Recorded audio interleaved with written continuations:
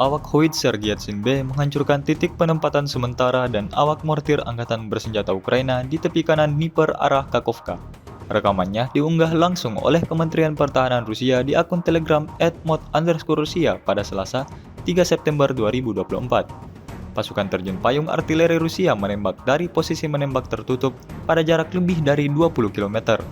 Deteksi musuh serta penyesuaian tembakan lebih lanjut dilakukan dengan menggunakan sarana pengintaian udara. Ledakan demi ledakan terus terjadi hingga posisi angkatan bersenjata Ukraina.